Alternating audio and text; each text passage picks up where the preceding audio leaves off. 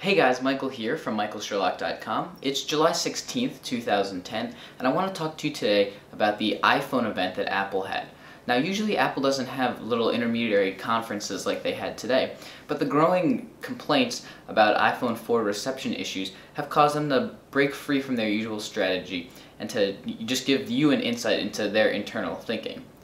So they started off with a lot of statistics. So apparently only 0.5% of iPhone AppleCare calls were about reception issues, which isn't a lot, about 0.55%.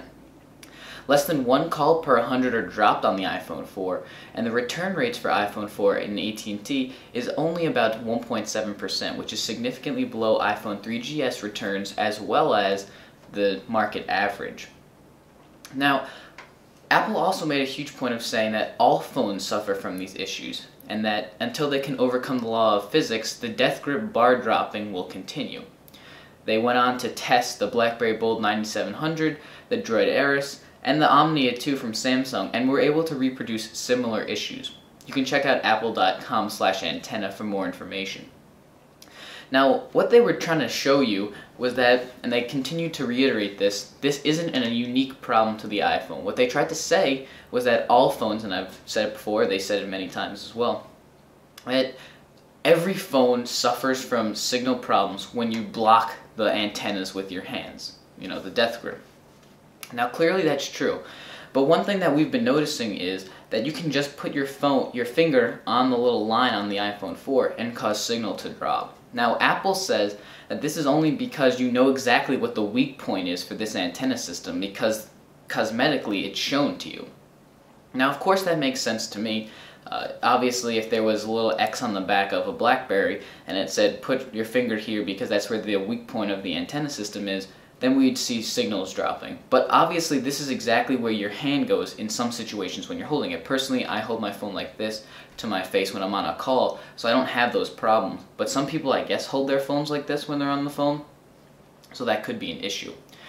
But what is the resolve for this? You can return your undamaged phone within 30 days of purchase for a full refund, no restocking fees, and you'll even be credited for your AT&T service. So essentially, if you're not completely satisfied with this phone, you can bring it back and you won't have to pay anything, which is pretty nice.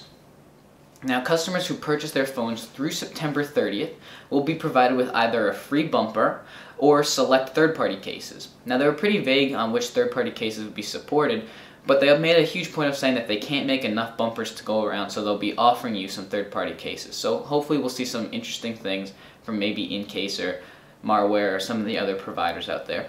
Now, if you've already purchased a bumper, you'll be able to receive a full refund. Just go into the store with your receipt and you'll get your money back. But that's not the case for third-party cases that you purchased. You won't be getting a credit for that.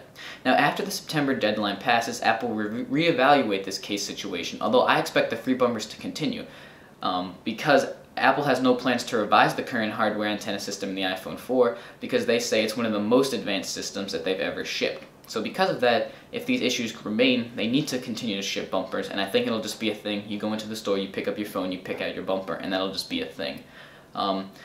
So starting next week, you can just go to apple.com and you'll be able to request your free case online. I expect the process to be fairly straightforward because they really want you to be happy. They made this clear that even though some people won't have any problems because they live in an area with good reception, that some people are affected by this. So they really want you, the customer, if you're affected, to have a good taste in your mouth of Apple afterwards. Because even though they said that they were an engineering company, they're really a service company. If you're not happy with their service, i.e. their computers, their iPods, whatever the case may be, if you're not happy with it, you're not going to pay a premium to come back to it, and you'll have other choices. And for phones, maybe you'll try Android, maybe you'll go back to Windows Phone 7, maybe WebOS. So if you're not completely happy, that's a bad thing for Apple. So they're going to try to take care of you with a free case.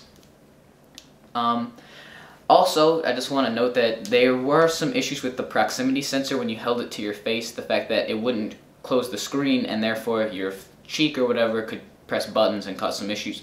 They say that they acknowledge this and that a software fix is in the works, although they didn't say if that's going to be part of something like OS 4.1 or if there'll be OS 4.0.2. that'll be available, because 4.0.1 did change the way the bars are formulated. And also, just kind of interesting, over the past about 3 weeks, over 3 million iPhone 4s have been sold. At the end of July, Apple will be shipping limited quantities of the white iPhone 4, and furthermore, future or international rollout continues on July 30th with 17 new countries, including Canada, Italy, and New Zealand. So if you're an international person out there, it's likely that if you don't have an iPhone 4 now, by the end of July you'll be able to purchase an iPhone, or at least try to purchase one, because I expect demand to be high. Now, one of the most interesting things about this that a lot of people didn't notice, and somebody I know at MrBit10, I believe, on Twitter, my friend, pointed out, Steve Jobs said something kind of interesting during the Q&A of this event. He said, "We have both an AT&T and Verizon cell site set up on campus for testing." Now, obviously, take this with a grain of salt. I'm not saying that there's going to be a Verizon iPhone coming out tomorrow or next week that'll remedy some of these situations because of the superior network strength that they have in a lot of areas. But I'm just saying it's kind of interesting that they have CDMA testing on site if they don't ship a CDMA variant. So just an interesting thing, and you know, I guess to get your hopes up if you're still waiting for that Verizon 4 iPhone, which eventually there will be an iPhone coming for at other carriers in the United States. So keep your head held high if you refuse to bite the bullet and stick with AT&T. So again, I am Michael Sherlock from michaelsherlock.com and aroundthetech.com if you haven't checked out that new project. This is just a recap of Apple's media event for iPhone 4. Remember, if you have an iPhone 4, get your new case when it's available. And I just would like to hear your comments and feedback in the comments section below.